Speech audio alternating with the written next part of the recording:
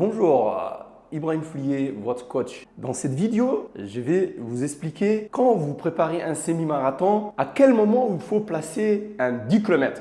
Il faut déjà avoir un objectif au semi-marathon, bien planifié, bien structuré et vous pouvez réaliser une performance à condition que vous préparez votre semi-marathon, bien sûr.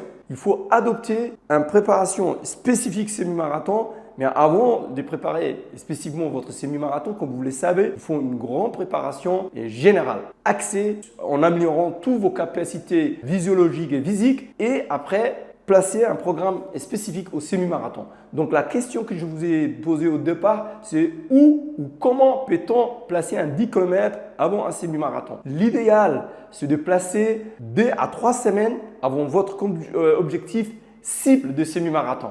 Ces 10 bornes, vous allez placer selon la compétition que vous trouvez dans votre région et tout ça, ça soit minimum des semaines avant votre semi-marathon. Sinon, si vous trouvez encore une compétition 3 semaines avant votre semi-marathon, un 10 bornes. Donc, alors vous allez me poser comment je vais courir mon 10 km puisque mon objectif, c'est de réussir au semi-marathon. Le premier choix, pour moi, je vais vous dire de courir à fond la caisse, c'est-à-dire essayer de faire le maximum pour réussir une performance à ton 10 km. Comme ça, ça te donnera plus de confiance pour réussir son semi-marathon après ton 10 bornes. Alors qu'il y en a beaucoup des athlètes ou beaucoup d'entraîneurs qui se posent la question, qui se disent « Oui, mais je vais faire un 10 bornes, préparation spécifique semi-marathon, c'est-à-dire que je vais courir mon 10 km comme si je faisais une fractionnée sur piste, c'est-à-dire de 2000, de 3000, de 5000 mètres, je ferai mon 10 km à l'allure spécifique semi-marathon. Ça, c'est un choix personnel, mais en tant que coach, moi, je vous conseillerais,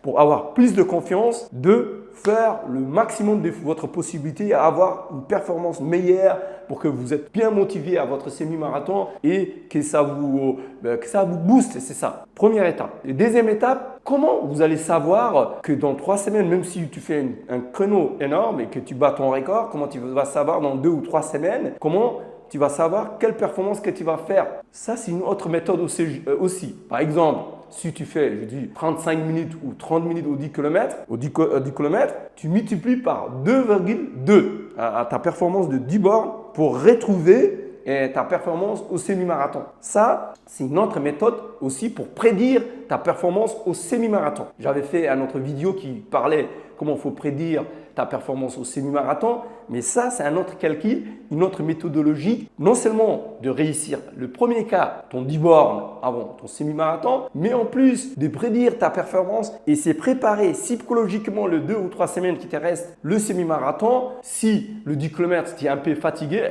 tu commences normalement de diminuer ton programme d'entraînement pour trouver dans un élan de fraîcheur et réussir à ta performance au semi-marathon. Si tu n'es pas abonné à la chaîne et que tu es là jusqu'à là, abonne-toi, partage avec le maximum des athlètes et mets-moi un commentaire dans cette barre de cette vidéo pour dire qu'est-ce que tu fais toi avant un objectif de semi-marathon. Est-ce que tu as l'habitude de placer un 10 km et courir 2 ou 3 semaines un semi-marathon ou qu'est-ce que tu fais avant ta compétition objectif semi-marathon? Je te remercie et je te dis à très bientôt. Au revoir. Bye bye.